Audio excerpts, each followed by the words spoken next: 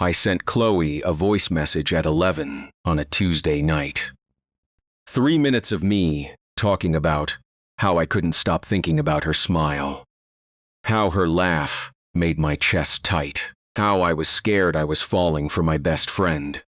Except I didn't send it to Chloe. I sent it to Chloe. The wrong Chloe. My sister is also named Chloe, and for 3 days, the Chloe who actually heard it didn't say a word. I need to back up. 3 years earlier, I went through a divorce. Not the dramatic kind, with shattered dishes and restraining orders. The kind where 2 people slowly disappear from each other.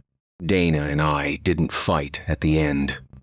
We just stopped talking, stopped eating at the same time. Stopped pretending the silence between us was comfortable when it had gone cold 6 months before either of us said it out loud. She got the house. I got the Subaru and a checking account that made me feel like I was 22 again, except without the optimism. I moved into a 1-bedroom near the river. 3rd floor, south-facing windows, nothing on the walls.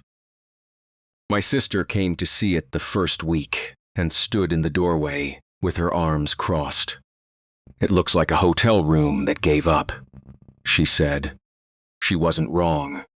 I had 2 pans, a box of spaghetti, and a coffee maker I'd taken from the break room at work when they upgraded to one of those pod machines. The fridge held mustard, 3 beers, and a bag of shredded cheese that was probably fine. Probably.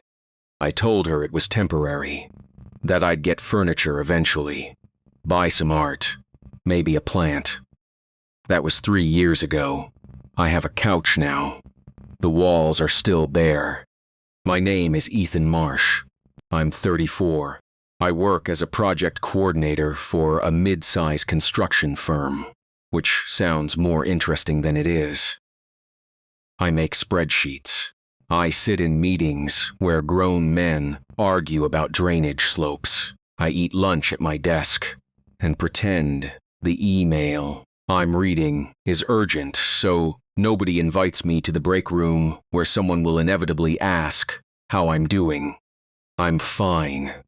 I'm always fine. Fine is the word you use when you don't want follow-up questions. After Dana, I didn't date. I didn't mope around either, or not in any way that looked like moping. I went to work. I ran along the river on weekends. I called my mom on Sundays. I watched too much television and fell asleep on the couch most nights because the bedroom felt too quiet. The apartment was sparse, but it was mine. No one else's preferences stamped on the paint color, or the shower curtain, or the position of the couch. For a while, that felt like freedom. Then it just felt like an empty room.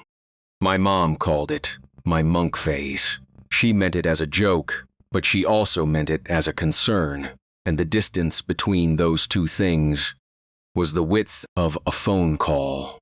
She'd stretch to 45 minutes every Sunday trying to close.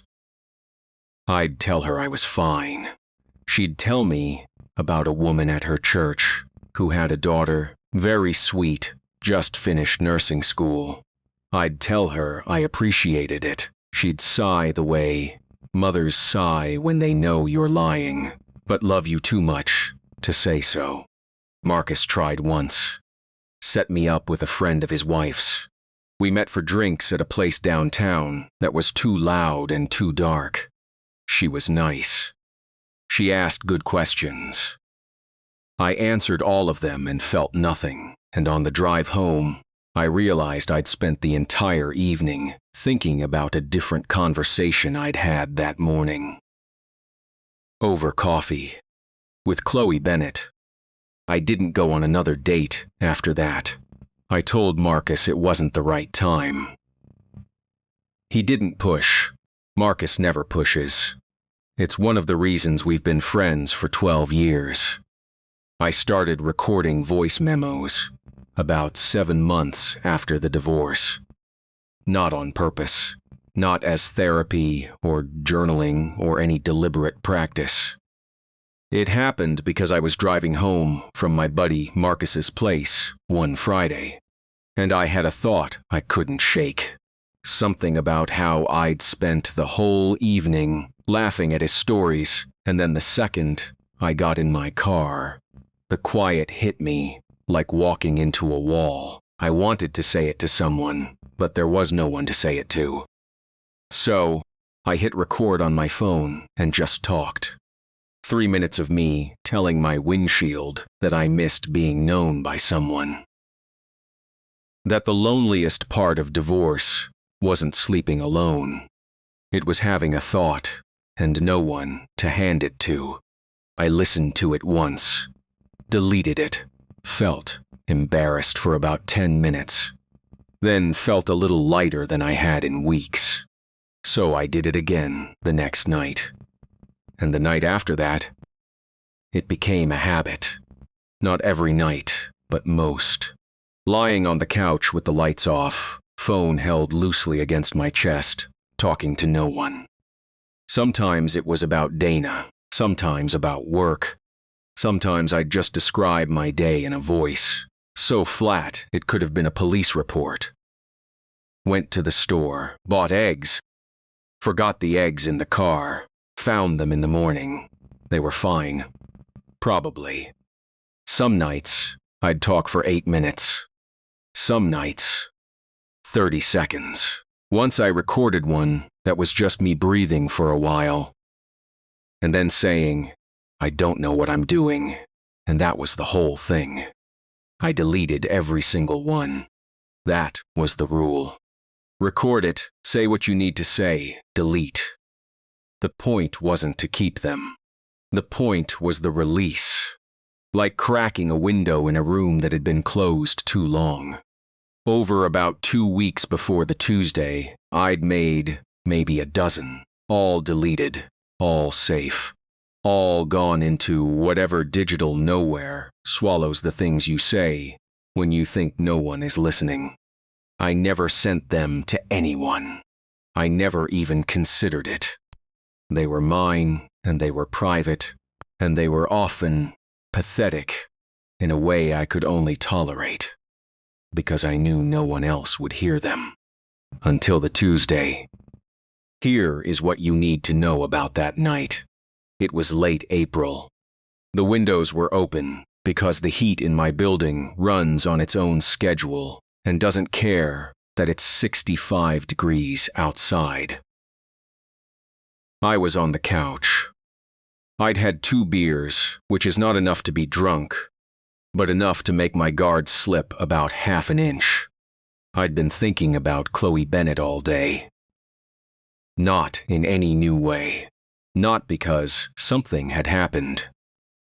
Just the usual low hum that I'd gotten used to ignoring. The way you get used to a refrigerator's buzz until the power goes out and you realize the noise was there the whole time. I hit record. 3 minutes, maybe 3.5. I talked about her smile first, the one she does when she's trying not to laugh at something I've said that isn't actually funny. The way her nose scrunches. How her laugh is this short, bright thing that catches me off guard every time, even though I've heard it 1,000 times. I said I was scared. That the feeling had been growing and I didn't know what to do with it. That I'd been telling myself for months that it was just comfort, just familiarity, just the loneliness making me reach for the nearest warm thing. But it wasn't. I knew it wasn't. And I said that out loud to my empty apartment at 11 on a Tuesday, because saying it out loud is different from thinking it. Thinking it, you can take back. Saying it makes it real. I finished. I put the phone down on my chest and stared at the ceiling. And then I did something I'd never done before. I opened my contacts, scrolled to Chloe, and hit send. Some part of me wanted her to hear it. Some reckless, exhausted, beer-loosened part of me decided that 3 years of deleting was enough, and maybe the bravest thing I could do was stop being careful. Except I sent it to the wrong Chloe. My sister's name is Chloe Marsh. My best friend's name is Chloe Bennett. In my phone, they are 3 contacts apart.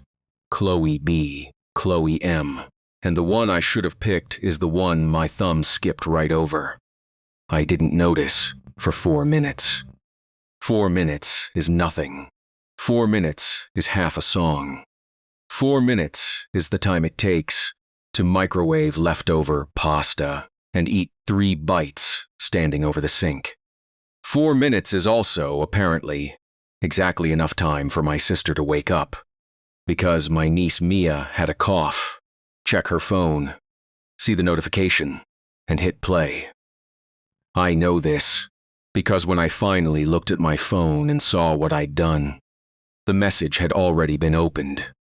Read. Listen to. The little indicator sat there, glowing like a lit match in a dark room. My throat closed, not figuratively. I felt my airway tighten the way it does, right before you jump into cold water, that full-body brace against something you can't undo. I typed 3 different messages and deleted all of them. The first was an apology. The second was a joke. The third was a lie, something about how I'd been recording a bit for a podcast idea and sent it to the wrong person. None of them were true, and all of them were pathetic, and I knew my sister well enough to know she'd see through everyone. So I put my phone face down on the coffee table, and I sat there in the dark. The beer buzz was gone. Everything was sharp and close and slightly too bright. Like someone had turned up the contrast on the room. I could hear the traffic on River Street. A dog barking 2 blocks away. My own breathing, which was too fast. I thought about calling her. Thought about driving to her house. Thought about moving to another state and changing my name. All of these seemed equally reasonable at midnight on a Tuesday. I went to bed. I didn't sleep.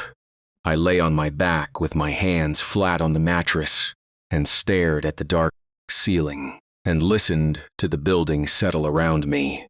Pipes ticking, someone's TV through the wall, too faint to make out words, but loud enough to remind me that people were living their lives 6 inches of drywall away, unbothered, unaware that the man next door had just accidentally confessed his feelings for his best friend to his sister. At some point I turned onto my side, then onto my stomach, then back again. I watched the clock on my nightstand cycle through every hour, and thought about what my sister's face must have looked like listening to that message. Whether she'd been standing in Mia's room, whether she'd sat down on the edge of the bed, whether she'd listened to the whole thing, or stopped after the first 30 seconds, because she'd heard enough. At 6 in the morning, I picked up my phone. No response. No text. No call. No returned voice message saying, "What the hell, Ethan?" Just the read receipt sitting in our message thread, like a grenade, with the pin already pulled. I got ready for work. Checked my phone. Drove to the office. Checked my phone. Made coffee in the break room. Checked my phone. Opened a spreadsheet and stared at cells until the numbers blurred. Checked my phone. By the time I sat down at my desk, I'd looked at it 11 times, and each time the silence had grown a little louder. My coworker Dave asked me if I was feeling okay. I told him I hadn't slept well. He said something about melatonin. I nodded and said I'd look into it, and went back to staring at a drainage slope calculation that might as well have been in another language. The thing about a deleted message is that it leaves a ghost. You can remove the file, but the fact of it remains. Someone heard what you said. You can't control what they do with it. You can't explain it away or add context or soften it after the fact. The words already landed, and you don't get to choose where. By Wednesday, I had convinced myself it was fine. That Chloe, my sister, had heard it and decided it was none of her business. That she'd moved on. That we'd never talk about it, and I'd spend the rest of my life with a low-grade current of dread whenever we were in the same room, which was a price I was willing to pay for not having to explain myself. By Thursday, the silence had shifted from maybe to fine to definitely fine. Chloe and I texted almost every day about Mia, about our parents, about whatever show she was watching, about nothing. And now there was nothing. 2 full days of empty thread. I drafted a text on Thursday afternoon. Kept it simple. Hey, how's Mia feeling? Sent it from the parking lot of the grocery store, sitting in the Subaru with the engine off. She replied 4 hours later. Better, thanks. 2 words with no follow-up, no emoji. And my sister puts emojis on everything, even condolence texts.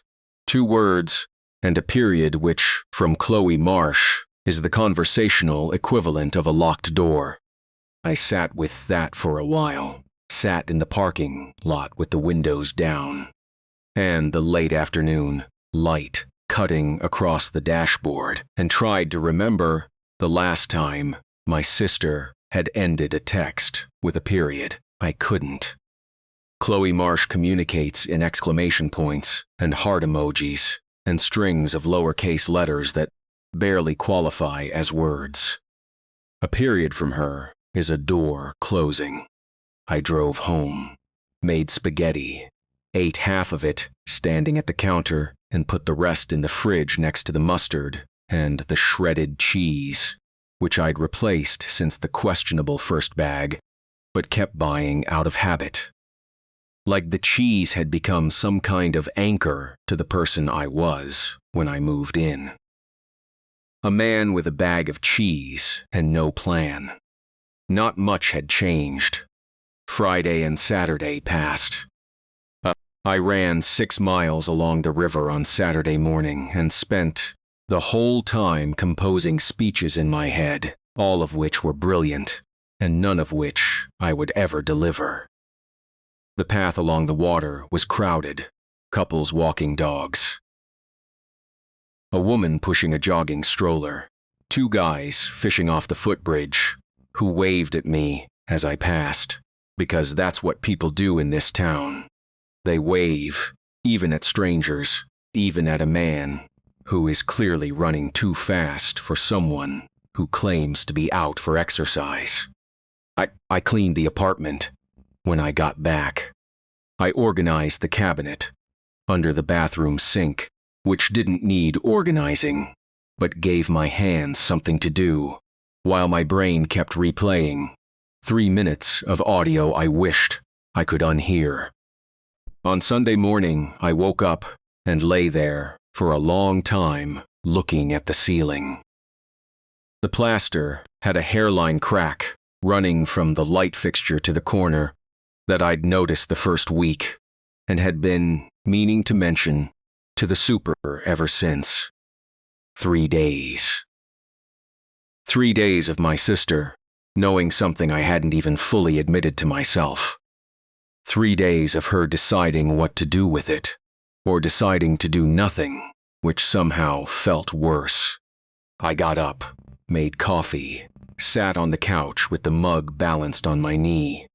I'd spent 3 years deleting every honest thing I'd ever said. And the one time I didn't, the one time, something slipped past the guardrail. It landed in the exact wrong place. Or maybe that's not right. Maybe wrong isn't the word. I just didn't know it yet. What I knew was this. Chloe Bennett had been in my life for 14 years. She was the first person I called when Dana moved out. The last person I texted most nights. The reason I knew what Thai basil smelled like, and which farmer's market stall had the best cold brew, and why Sunday mornings felt like the only part of the week that made sense. 14 years, and I'd never once said out loud what I'd said to my phone on that Tuesday. But someone had heard it now, and the silence on the other end wasn't nothing. Silence, that deliberate, that careful, that complete. It was its own kind of answer. I just couldn't tell yet what the question was. Chloe Bennett walked into my life during a history study group that neither of us passed. Second semester, freshman year. Someone had reserved a table in the campus library basement, the kind with the fluorescent lights that hum at a frequency designed to make you question every decision you've ever made. By the third week, there were 4. By the 5th week, it was me and her, and a guy named Patrick who fell asleep with his face on a textbook every single session. She sat across from me that first night and said, I brought flashcards, and held up a stack so thick it looked like she'd transcribed the entire course by hand. She had 3 colors: red for dates, blue for names, green for concepts she described as probably important, but honestly, who knows? We both failed the midterm, passed the class by 2 points each, which she attributed to divine intervention, and I attributed to a generous curve. But by then, the study group didn't matter because we'd started meeting for pizza on Thursday nights, a place off campus with sticky tables and a jukebox that only played songs from the 90s. She always ordered mushroom and olive. I always ordered pepperoni. We never shared because I don't like olives, and she thought pepperoni was, in her words, a war crime against pizza. That was 14 years ago. I don't remember when she became the most important person in my life. That's the thing about gravity. You don't feel it until you try to walk away and realize you can't. It wasn't one conversation or one night. It was the accumulation. Thousands of small moments stacking until the pile was so high I couldn't see around it. She showed up the night I moved into the divorce apartment. No call ahead, no text saying I'm coming over. Just a knock on the door at 9:30 on a Tuesday, and when I opened it, she was standing there with the pizza box balanced on one hand and her keys in the other, and she said, "A raccoon followed me from the parking lot, and I think he wanted the pizza more than you do, but I outran him, and you're welcome." I hadn't laughed in 2 weeks. And Chloe walked in, kicked her shoes off at the door the way she always does, sat on the floor because I didn't have a couch yet, and told me a 7-minute story about a raccoon that may or may not have actually existed. By the end of it, I was laughing so hard my ribs ached. She ate 3 slices and said, "You look terrible, Marsh," which was both true and exactly what I needed to hear because it was honest. She called me Marsh, always had. Last name, no prefix, no softening. Like a coach, like someone who isn't going to baby you through whatever you're going through, but also isn't going to leave. The Sunday night started that first month after Dana. Chloe would come over with Thai food from a place near her apartment that made pad Thai with enough chili flakes to make your eyes water. We'd eat on the couch, which I'd finally bought after she told me eating dinner on the floor was not the bohemian statement I thought it was, but rather, quote, deeply concerning. Me. We'd watch something, didn't matter what.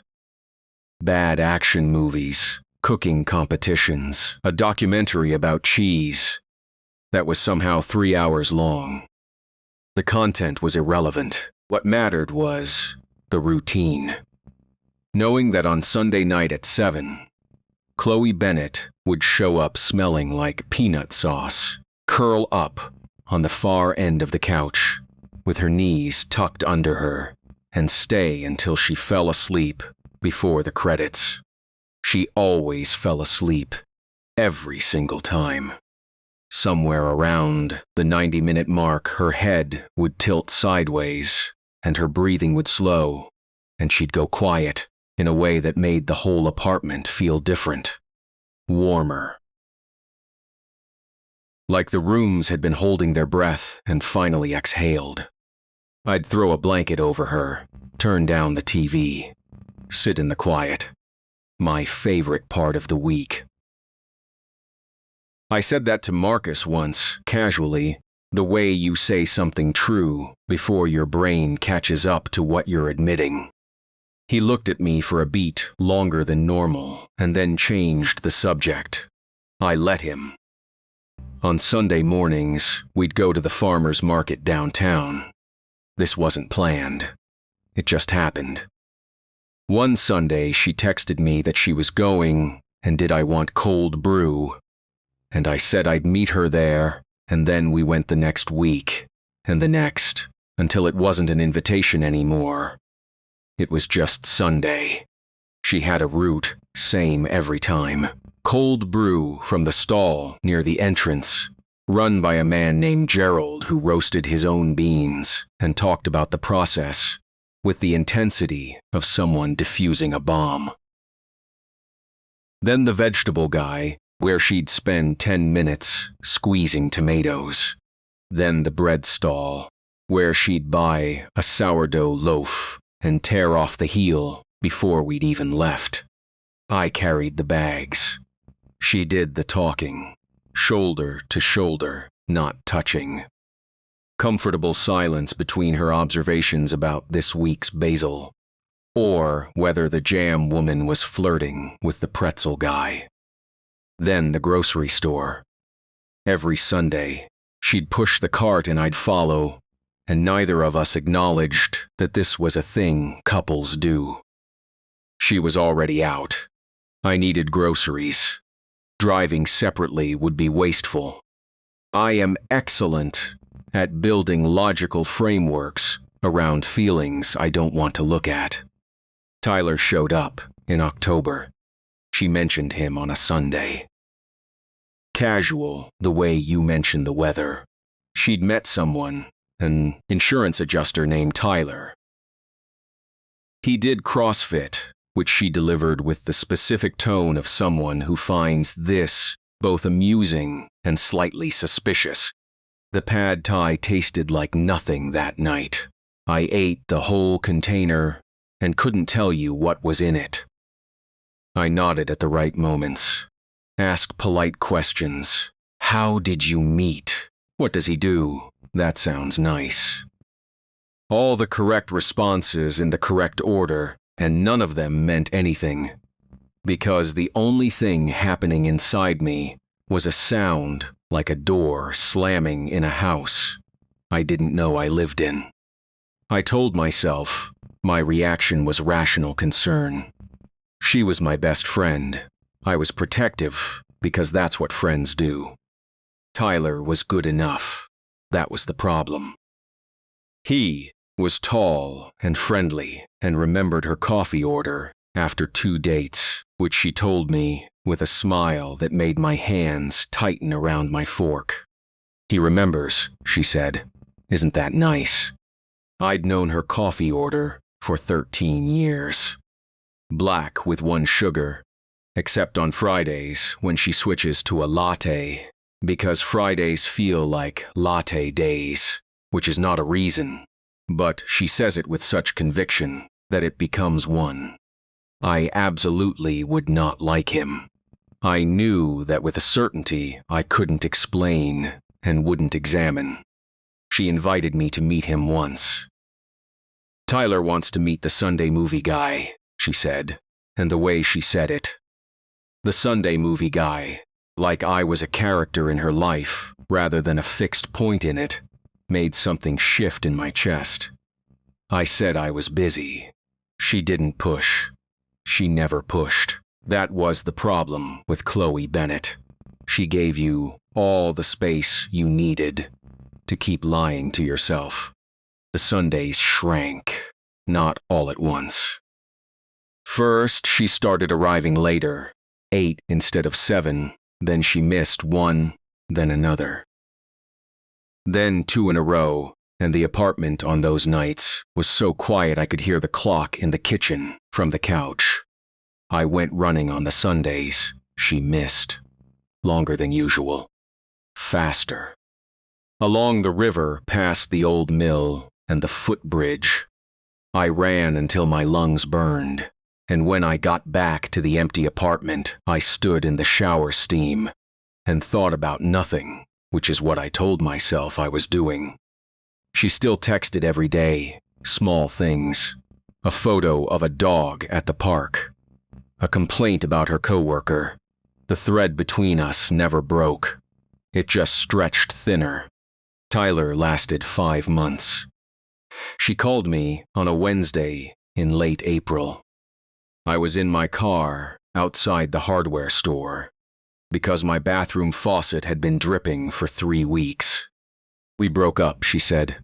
Her voice was flat, not sad, not angry, just done.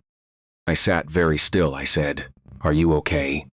She said, "You know what his problem was. Great resume, terrible conversation. Like dating a LinkedIn profile." I laughed. I didn't mean to. It came out before I could stop it, and she laughed too, and for a second it felt like October had never happened. She came over that Sunday, 7 sharp, shoes off at the door, pad tie from the place. She sat on the couch and pulled her knees up and said, "I miss this." And I said, "Yeah," and she said, "Don't be smug, Marsh." And I said, "I'm not being smug." And she said, "Your face is being smug." We watched a movie I can't remember. Halfway through, she fell asleep. Her head tilted sideways. Her breathing slowed. I threw the blanket over her and turned down the TV and sat in the quiet. But it was different this time. The relief. That's the part I wouldn't say out loud. The relief was enormous and physical, and it sat in my chest like a stone I'd been carrying for 5 months that someone had finally taken away. And underneath the relief was a word my brain produced without my permission. Trouble. I sat in the dark listening to her breathe, and I thought, this is trouble. This specific feeling, this particular quiet. This is not what friendship feels like. The following Sunday, we went to the farmer's market. Gerald's cold brew, the tomato interrogation, the sourdough heel torn off before we left. Everything back in its place, everything where it belonged. We ended up at a restaurant that afternoon, not planned.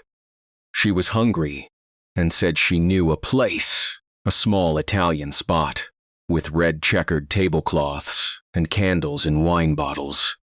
No part of me missed the fact that this looked like a date, even though it wasn't. She ordered pasta. I ordered something I don't remember. We talked about nothing important. Her sister's new dog. A project at work. Whether the honey vendor was a real beekeeper or just a guy with nice jars. Then she handed me a fork. She'd ordered something she wanted me to try. She held the fork out across the table, and I took it, and our fingers touched. Brief. An accident of proximity and poor utensil design. She didn't pull away quickly. neither did I. Maybe half a second too long. Maybe a full second. Long enough for me to feel her fingertip against my knuckle and register the warmth of it, the specific weight of contact. That means something different from a handshake or a high five, or any of the ways people touch without thinking. She looked at me. I looked at her. We both looked away at the same time, and she said something about the pasta, and I said something back, and neither of us mentioned it again. If you've ever been in a story like this, you know the shape of it. You can probably feel what's coming. This is usually the part where someone is brave. That's not what happened. What happened is I went home and sat on my couch and stared at the wall and did absolutely nothing about it, because I am very good at doing nothing. I have a gift for inaction. My divorce should have told me that. 2 weeks later, on a Tuesday, I sat in that same apartment and recorded a voice message to Chloe Bennett, and I sent it to Chloe Marsh. And the rest you already know. But you don't know what happened after. Not really. What I told you before was the outside. The performance. Was the version of Ethan Marsh that went to work and answered emails and pretended the ground hadn't shifted. Inside was different. Wednesday, I woke up at 5. Lay in bed watching shadows on the ceiling. Got up, made coffee. Drank it, standing at the counter. Drove to work early enough that the parking lot was empty. I opened my spreadsheets. A foreman named Doug called about concrete timing for the Westfield project, and I spent 20 minutes talking about curing rates and weather windows. And the entire time I was thinking about whether my sister had told anyone, whether she'd told our parents, whether she'd told Chloe. That thought landed like a fist. Chloe Marsh and Chloe Bennett weren't close. They'd met a handful of times. Family barbecues, my birthday once, a Thanksgiving where Chloe Bennett brought a blueberry pie because she'd heard my sister liked blueberry. But they had each other's numbers, and my sister, for all her good qualities, has never once been accused of keeping a secret. I texted my sister at lunch, kept it neutral. How's Mia doing? She replied 3 hours later. Better, thanks. Still coughing a little. Nothing else. No follow-up, no question back, no emoji. Just the information I'd asked for, delivered like a receipt. I read that text 14 times. Thursday morning, I told myself it was fine. The delete had worked in some cosmic sense. My sister had decided to pretend it hadn't happened, and I would do the same. And we would carry this between us, like a piece of furniture neither of us acknowledged, but both of us walked around. Thursday night was family dinner at my parents' house. This was not optional. My mother treats Thursday dinner the way some people treat church. Attendance is expected. Absences are noted and discussed in your absence, which ensures you only miss once.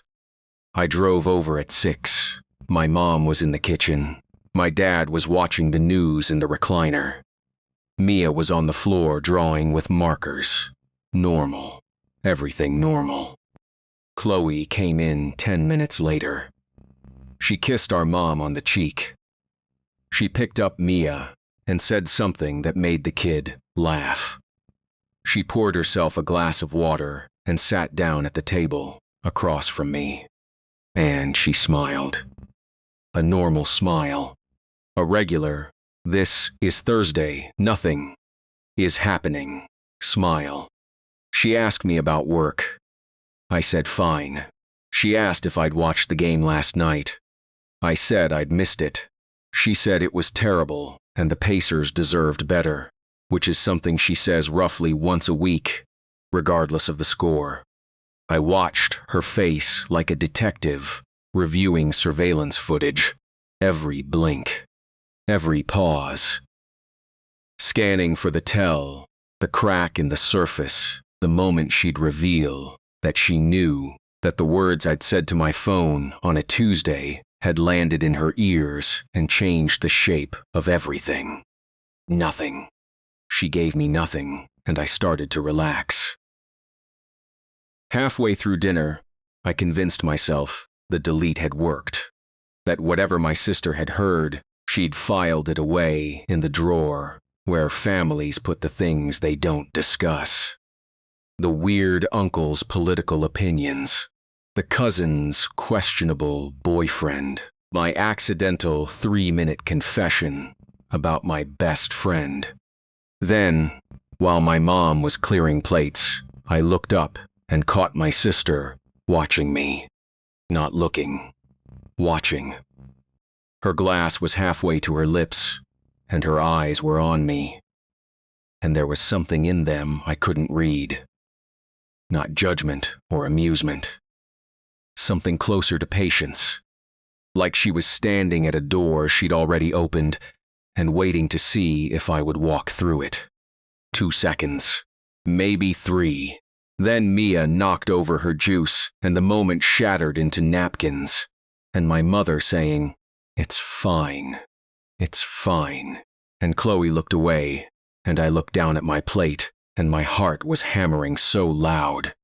I was certain everyone could hear it. She knew. She absolutely knew, and she was waiting.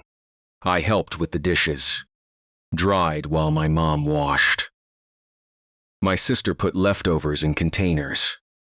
The kitchen smelled like rosemary and dish soap, and everything was warm and domestic and impossibly normal, and I stood there with a towel in my hands, thinking that the next time I walked into this house, everything might be different. My sister touched my shoulder on the way out, light, just her hand, briefly, and then gone. She didn't say anything, didn't need to. The touch said it, I know, and I'm not done being quiet about it. I drove home in the dark, parked in my usual spot, and sat in the car with the engine off, watching the 3rd floor window where the kitchen light was on, because I always leave it on. A habit from living alone that makes the place look occupied even when it isn't. My phone buzzed, a text from Chloe Bennett, not my sister, the other one. The one the message was supposed to reach. "Sunday still good," she wrote. I stared at the screen, the cursor blinking. Yeah, I wrote back, 7. I put the phone in my pocket, got out of the car, walked upstairs to the kitchen light, and the empty rooms, and the couch, where she fell asleep every Sunday. And I knew, standing there in the doorway with my keys in my hand and the smell of my parents' dinner still on my jacket, that my sister wasn't going to let this stay buried. She'd given me a week. She'd watched me across the table and said nothing, and touched my shoulder on the way out. And that touch was not a goodbye. It was a warning. 3 days passed before she said anything. 3 days of normal texts and a forwarded meme about a raccoon stealing a birthday cake. I started to think maybe she'd deleted it. Maybe she'd heard the first few seconds and assumed it was a pocket dial. That was the story I told myself. I was good at comfortable stories. Friday night, my parents' house. Pot roast. My sister was already there, sitting at the kitchen island with a glass of wine, watching me walk in with the expression she used to wear when I'd come home past curfew. Not angry, worse, patient. Dinner was fine. Dad's woodworking obsession, Mom's garden, my sister's coworker who got engaged after 11 weeks. My mom said that was romantic, and my dad said that was a felony, and everyone laughed. Normal. Completely normal. Then my parents went upstairs, and my sister said, "Come help me with something in the garage." We didn't have anything in the garage, just storage bins, and my dad's tools, and a mini fridge that hadn't worked since 2019. I followed her anyway. She pulled the door shut behind us, not all the way. Just enough that it clicked. The garage smelled like motor oil and cold concrete, and the sawdust from my dad's table saw, and my sister leaned against the workbench and looked at me like she was about to perform surgery. "So," she said. "So, you sent me a voice memo." I could feel my pulse in my ears. "I know. Do you know what was on it?" "I have a general idea, yeah." She pulled her phone from her back pocket. Didn't play anything. Just held it like evidence. "You've been in love with her since college," she said. Not a question. A diagnosis. I leaned against the wall where my dad kept the rakes. The handle of one pressed into my back, hard and cold.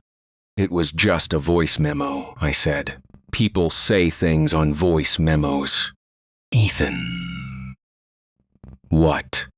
"You said," and I'm quoting you, "that her smile makes you feel like someone opened a window you didn't know was painted shut."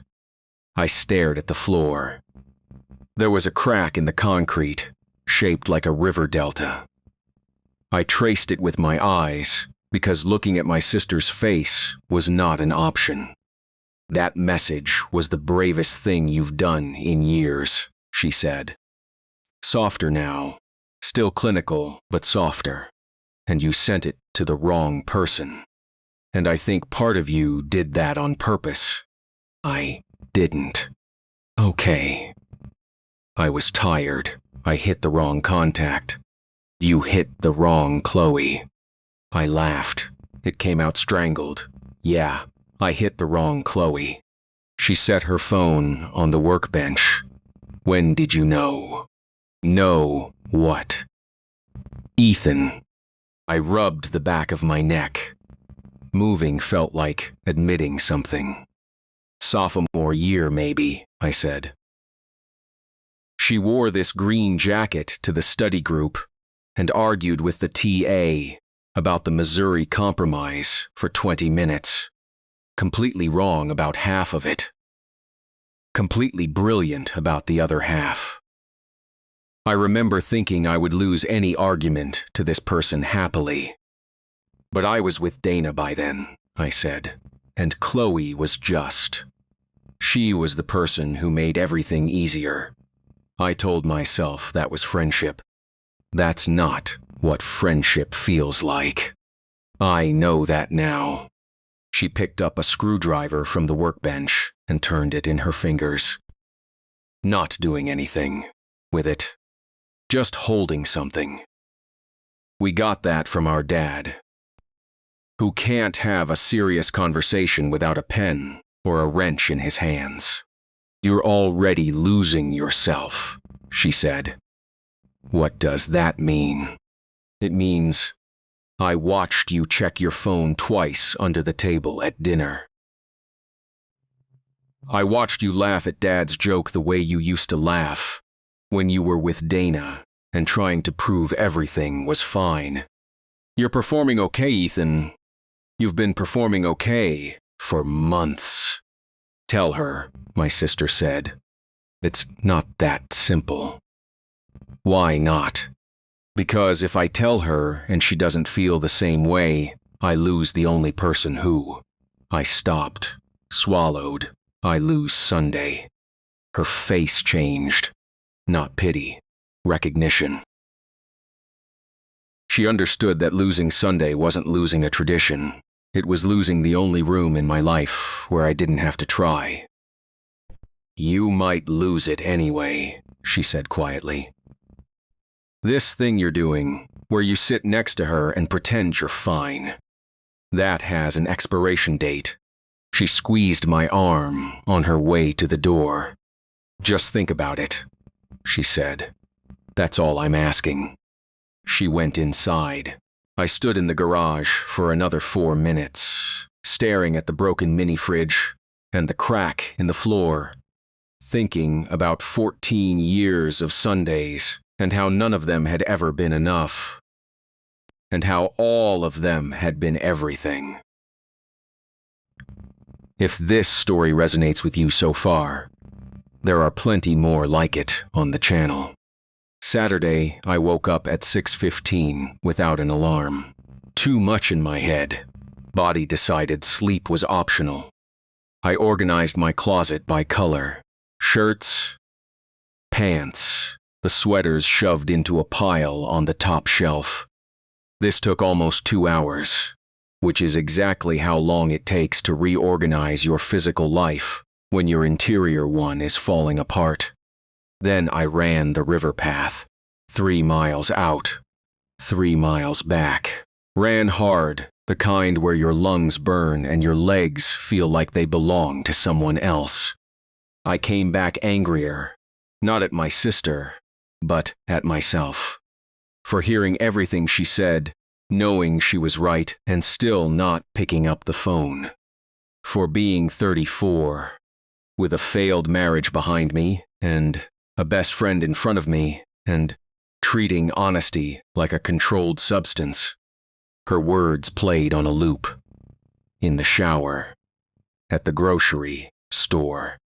While I stood in the pasta aisle for 6 minutes, choosing between penne and rigatoni, which does not require 6 minutes unless you're avoiding something else. You're already losing yourself. That has an expiration date. Her smile makes you feel like someone opened a window you didn't know was painted shut. My words, recorded at 11 at night in my kitchen with the lights off. True, everyone. Chloe had always been the exception. Every wall I'd built after Dana, every rule about distance, every defense mechanisms from 3 years of learning to be alone. She walked past all of it, not through it, past it. Like the moat wasn't there. Like the drawbridge had always been down and she'd crossed without asking permission. And I'd never once thought to stop her. She brought Thai food. She fell asleep on my couch. She remembered my cilantro allergy and my birthday, and she texted me pictures of dogs she saw on the street, and every one of these things was ordinary, and every one of them kept me breathing in ways I refused to examine, because examining them meant admitting the friendship was a door I'd been standing in front of for 14 years, pretending I didn't have the key. Saturday night, I ate leftover pasta, watched a documentary about bridges, and stared at the ceiling until 11. Sunday, she showed up at 6:45, 20 minutes early. I heard the knock, and my stomach dropped. Not fear, the feeling of standing at the edge of a cold pool, knowing you're going in. I opened the door. Chloe Bennett in my hallway, with a paper bag of Thai food, wearing a gray sweater with the sleeves pushed up. Her hair was damp, still drying. She never bothered with a blow-dryer on Sundays because she was coming to my apartment and not anywhere that required effort. I brought pad CU and something called drunken noodles, which is a name I respect, she said, pushing past me into the kitchen. I noticed the paint. A small smudge of purple on her right thumb, near the nail. She volunteered at a kids' art class on Saturday mornings, tempera, paint. She'd been doing it for 2 years, and she always came home with paint somewhere. Art class? I said, nodding at her hand. She looked at her thumb. We did finger painting. I'm 32 years old, and I did finger painting with 7-year-olds, and I was worse at it than most of them. She set the bag on the counter. I found us a movie. It's aggressively mediocre, 2.5 stars. One reviewer called it not unwatchable, which I think is the lowest bar a recommendation can clear. Sold. She pulled out containers, opened the pad CU, handed me a fork without looking, because she knew where I stood in the kitchen, and she knew which fork I preferred. The one with the slightly bent tine. Nobody knows that about me. Nobody except her. We sat on the couch. She tucked her legs underneath her the way she always does, sideways, with her feet pressed against my thigh. Not on purpose. Just proximity. Just the geometry of two people on a couch that's too small for polite distance. The movie was terrible. The lead actor delivered every line like he was reading off a teleprompter, and Chloe made commentary every 8 minutes, which was the real entertainment. "That's not how you hold a guitar," she said. "Maybe he's left-handed." He's not left-handed. He opened a door with his right hand in the previous scene. That's a right-handed door opener, pretending to be a left-handed guitar player. And, honestly, I feel lied to. I laughed, not performed. Real. She looked at me and smiled, and her smile was the window. That's all I could think. The window. Halfway through the movie, she turned to me. "You have the face." "What face?" "The screensaver face. The one where you look like you're watching the movie, but your brain is in a completely different zip code. I'm watching the movie. You're watching the area around the movie. You're watching movie adjacent space." I picked at the edge of a cushion, just thinking. About? The answer was sitting next to me in a gray sweater with purple paint on her thumb. And I was terrified she could see it on my face. "Work stuff," I said. She studied me. 3 seconds. 4. Then she nodded and pulled her feet away from my leg, just slightly. 2 inches. It felt like the distance between continents. The movie ended. Normally, she'd yawn, settle deeper, fall asleep within 15 minutes. I'd cover her with the blanket and find her note on the counter in the morning. Instead, she stood up. "I should go," she said. I looked at the clock on the wall. 9:42. Early. "You sure?" "Yeah." She gathered her phone, her keys. "Early day tomorrow." She didn't have an early day tomorrow. Monday was her late start. But saying that meant admitting I tracked her schedule. "Okay," I said. "Thanks for the food. Always." She stopped at the door, her hand on the frame hallway light, catching the purple on her thumb. "Are you seeing someone?" she asked. The question landed in the room like a glass breaking. Quick. Sharp. Impossible to ignore. "No," I said. "Why?" "You've been different the last few weeks." Distracted. "I thought maybe." She trailed off, shrugged. "Never mind. Just checking." "Work stuff," I said again, and the words tasted like chalk. "Right." She smiled, but it was the wrong kind, the polite kind, the one she uses on strangers and waiters and people she doesn't know well enough to be honest with. She'd never aimed it at me before. "Night, Ethan." "Night." She left. The building's front door closed, and the apartment went quiet in a way it hadn't been quiet in 14 years. Not the absence of noise, the absence of her. She'd ask me a direct question, and I'd answered with the same deflection. I give they barista. Chloe Bennett deserved better than that. She deserved the truth. I just couldn't figure out how to give it without burning everything down. Monday morning, I went to the deli near my office. Marcus was behind the counter. 61, divorced twice, knows my order without asking. Turkey on rye, no tomato, extra mustard. You look like a man who slept badly, he said, slicing turkey. I look like this every Monday. No, you usually look resigned. Today you look conflicted. He laid the turkey on bread. This about the friend? I hadn't told Marcus about Chloe. Not directly, but I'd mentioned her the way you mention someone who takes up more space than you want to admit. Casually, frequently. What friend? The one you talk about differently than you talk about anyone. He added the mustard. Your voice changes when you say her name, gets softer, like you're being careful with it. I don't do that. You do. Every time. He wrapped the sandwich.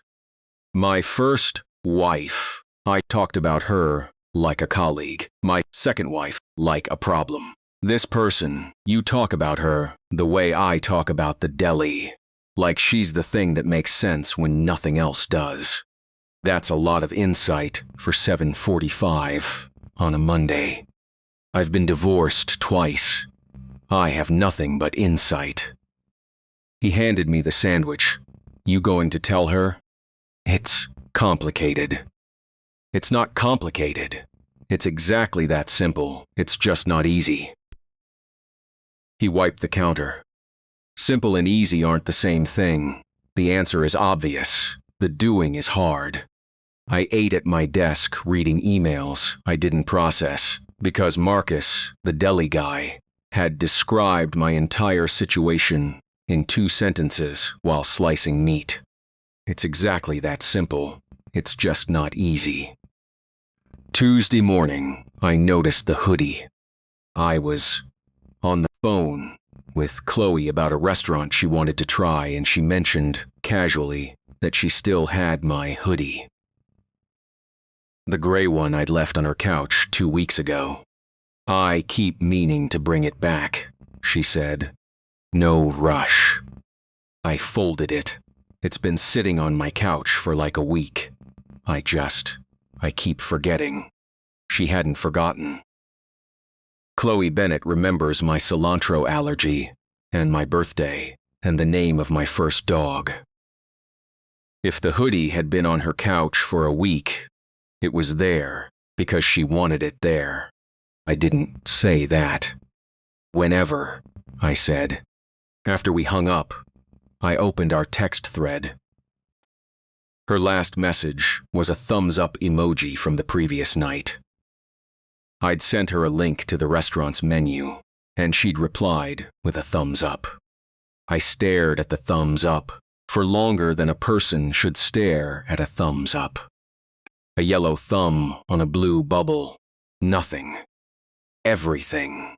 Chloe keeping my hoodie folded on her couch and replying with a single emoji that meant I'm here and I'm not going anywhere. Marcus was right and my sister was right. Everyone could see it. And the truth was, I think Chloe could see it too.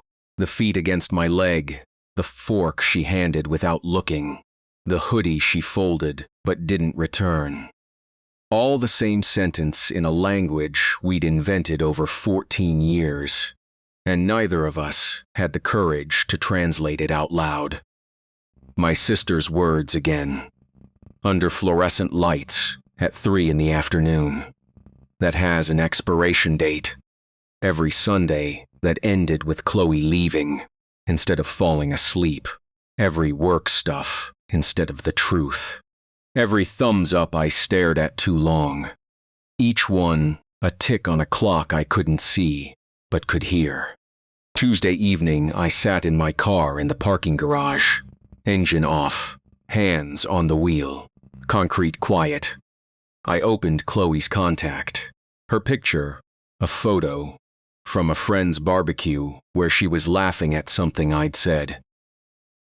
I don't remember what I said. I remember her whole face changed when she laughed. And I remember thinking, with the kind of clarity that only comes when you're not trying, that I wanted to be the reason for that face for the rest of my life. I put the phone down, picked it up, put it down. Then I started the car, turned left instead of right, which is away from my apartment and toward hers. 6:20 on a Tuesday, traffic thick and slow, and I didn't care because I was finally moving in the direction I'd been avoiding for 14 years. My hands were shaking on the wheel, and my sister's voice was saying, "Tell her." And Marcus was saying, "It's exactly that simple." And my own voice, the one from the memo, the one I'd sent to the wrong Chloe, was saying, "Her smile makes you feel like someone opened a window you didn't know was painted shut." The light turned green. I drove. I drove to her apartment on Tuesday. 1 full week since the voice memo. 7 days of my sister texting me nothing but a clock emoji every morning. 7 days of Marcus asking, "So?" every time I walked into the deli. 7 days of rehearsing what I'd say, and then forgetting all of it the second I imagined her face. Her building is on Callaway, the one with the green awning that's been faded since before I met her. 3rd floor, corner unit. I know the window because she keeps a lamp on a timer and it clicks on at 6:15 every evening. This warm yellow square that you can see from the parking lot if you're the kind of person who notices which window belongs to your best friend. I am that kind of person. I have been that kind of person for 14 years. I parked across the street and sat there. 3 minutes. I counted, because the dashboard clock was right in front of me and I had nothing else to do with my hands except grip the steering wheel like it owed me money. 3 minutes of watching that yellow square and thinking about every single reason. This was a terrible idea.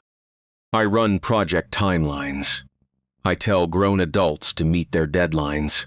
I once made a VP cry because his deliverables were 6 weeks late, and I pointed it out in front of his entire team. And here I was, sitting in a parked car with shaking hands, afraid to walk across a street. The light in her window flickered. She was moving around in there, living her Tuesday evening, maybe reading, maybe making that chamomile tea she drinks when she's tired but doesn't want to admit it. Maybe sitting on her couch with my hoodie still folded on the arm where it's been for a week, because neither of us ever mentions it. I got out of the car before I could talk myself into driving home. The stairs to her floor have that specific apartment building smell, carpet cleaner and someone's dinner and the faint ghost of cigarette smoke from the guy in 212 who claims he quit. I've climbed these stairs hundreds of times. After bad days, after good days, after my divorce, when I showed up at 11 at night with a bag of Thai food and she opened the door like she'd been expecting me, which she probably had. I knocked.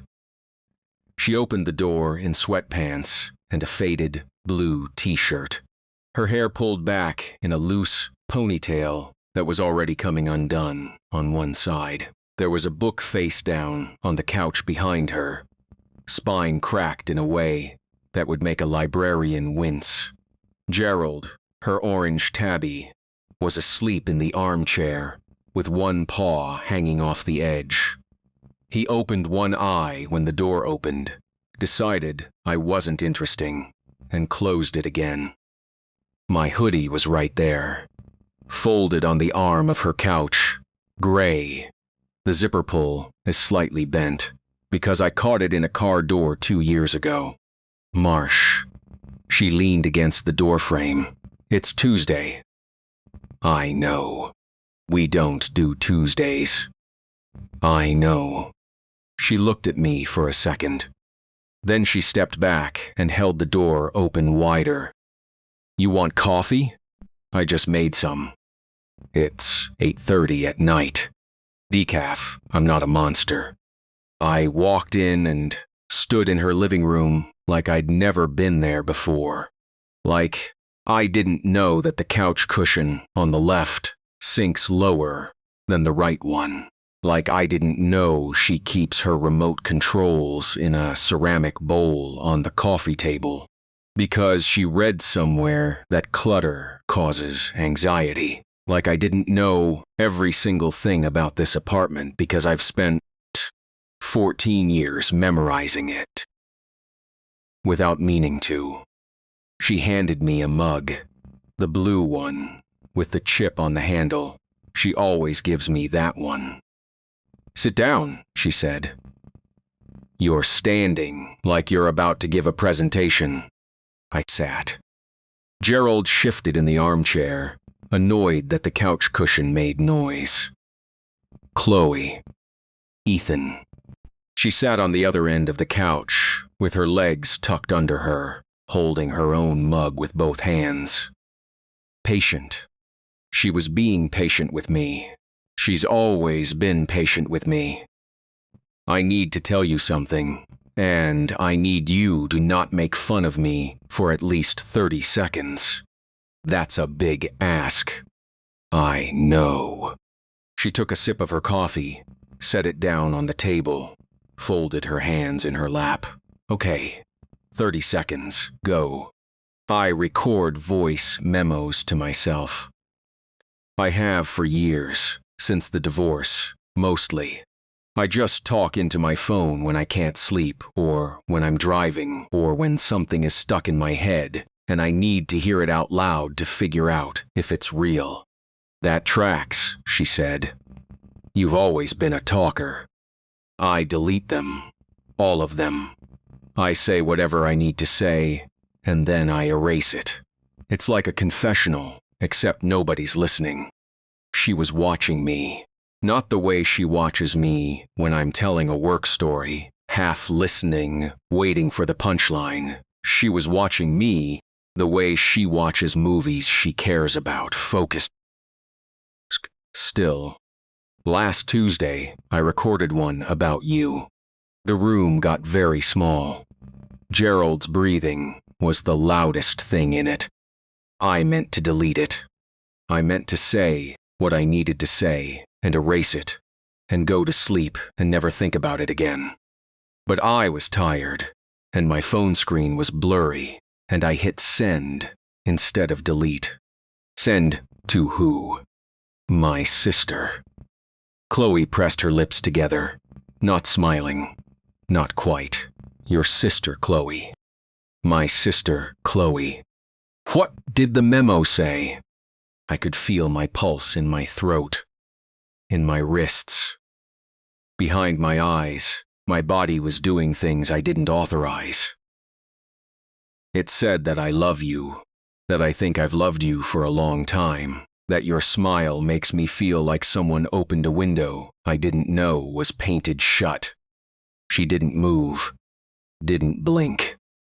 The candle on her bookshelf, that vanilla one she buys at the farmer's market, the flame leaned sideways for a second, like someone had breathed on it. Play it, she said. What? The memo, play it for me. I deleted that one. Obviously. My sister heard it, and I panicked, and I deleted it. And then I stared at my ceiling for 3 hours. So there's nothing to play. I recorded a new one. In my car, on the way here. I pulled out my phone. My hands were doing that thing again, shaking. It's not exactly the same. It's less rambling. Fewer tangents about your coffee order. My coffee order was in the original. You drink it black with 1 sugar, except on Fridays when you get a latte, because Fridays feel like latte days. Something shifted in her face. Something I'd never seen before, or maybe something I'd seen 100 times and refused to recognize. "Play it," she said again. I opened my phone, found the recording, hit play. My voice came out of the speaker, tinny and too loud in her living room. I watched her face while it played. I couldn't look anywhere else. "Chloe, this is the version I meant to send. Not to my sister. To you. Except I was never going to send it, so I guess there's no version I meant to send. I love you. I think I've loved you for a long time. I think you know that. I think you've known, and you've been kind enough not to say anything, because you know I'd find a way to ruin it. I'm not good at this. I'm good at spreadsheets and project timelines and making sure other people do their jobs. I'm not good at saying the thing that matters. But I'm saying it now, and I'm going to drive to your apartment and say it again in person, and if you want me to leave after that, I'll leave. But I'm done deleting these." The recording ended. My phone screen went dark. Gerald yawned in the armchair. The clock on her wall ticked 3 times. 4, 5. "The night of your divorce," Chloe said. I waited. "You called me at 11. You said you signed the papers, and you felt like you should feel something, but you didn't. And was that normal?" And I said yes. "And you said, okay, good. And then you asked if I wanted Thai food. You said yes. I always say yes." She put her mug down. "That night, after you fell asleep on your couch, I drove home. And then I turned around and drove back to your building." "What?" 2 in the morning. "I sat in the parking lot for an hour. My radio was on the jazz station, but the signal was bad, mostly static. I sat there, listening to static and looking up at your window. I tried to picture this. Chloe in her car at 2 in the morning in my parking lot. The same parking lot where I walk to my car every day. You'd fallen asleep against the window. I could see you from the lot. Your head against the glass. The kitchen light was on behind you. I always leave the kitchen light on. I know." She pulled at a thread on the knee of her sweatpants. "I sat there, and I looked at you, and I knew. I just knew. The way you know a song is going to be your favorite the first time you hear the opening notes. Before the lyrics, before you even understand what it's about. You just know. Why didn't you come up? Because you'd just signed divorce papers 6 hours earlier. Because your hands were still shaking when you handed me the pad thai. Because you were raw, and I was your best friend, and I didn't want to be the person who made your worst day about me. It wasn't my worst day. It should have been. That's what scared me. You were sitting on a bare floor, eating Thai food out of a container, and you looked more relaxed than you had in 3 years. And I was looking at you, thinking about how I wanted to reach over and push your hair off your forehead. And I couldn't do that, because we don't do that. We do Thursday pizza and Sunday movies, and I fall asleep on your couch, and you throw a blanket over me, and we pretend that's normal. It is normal. Ethan, it's not normal. None of it has been normal for years. Gerald chose this moment to stand up in the armchair, stretch with his entire body, and relocate to the windowsill. Neither of us looked at him. We were looking at each other the way I imagine two people look at each other when they realize they've been having the same conversation in their heads for over a decade. "I wrote you a text that night," she said. "Sitting in your parking lot. I typed the whole thing out. 4 paragraphs. I deleted the first one and rewrote it, deleted the second and rewrote that. Got it down to 2 sentences. Then I deleted the whole thing and drove home. What did it say? I don't remember the exact words. I remember the feeling. It felt like holding my hand over a candle. The longer I held it there, the more it hurt, but pulling away felt worse. That's how I feel about the voice memos. I know," she almost smiled. "We delete the same things." I looked at my hoodie on the arm of her couch. "You've had that for a week." "Longer. How much longer?" "You left it here after movie night 3 weeks ago." I washed it. I was going to give it back. I folded it and put it by the door, and then I moved it to the couch, and then I just stopped moving it. "Why?" She looked at the hoodie, then at me. It smelled like you, and I wasn't ready to give that back. Something broke open in my chest, not painfully. Like a window finally, sliding free after years of being painted shut. "Tyler," I said, because I needed to understand. Tyler was proof. Proof of what? That I could want someone else. She laughed, but it was small and tired and honest. Every time he held my hand, it felt like wearing someone else's glove. The fit was wrong. The temperature was wrong. He would lace his fingers through mine, and I would think about your hands, and how you crack your knuckles when you're thinking, and how you always hand me the blue mug, and how you always hand me the blue mug. The one with the chip. The one with the chip. Because you chipped it when you were helping me move in, and you felt guilty about it for weeks, and now you always give it to me like. It's an apology you're still making. I didn't know you noticed that. I notice everything, Ethan. I have noticed everything for 14 years. I know you're allergic to cilantro. I know you leave your kitchen light on because you don't like coming home to a dark apartment. I know you alphabetize your spice rack even though you only cook pasta.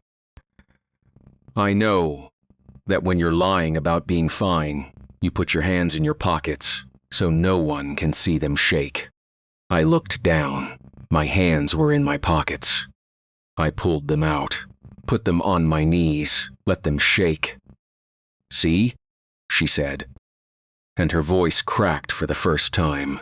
"That's all I ever wanted, for you to stop hiding from me." I leaned forward, and she leaned forward, and our foreheads touched.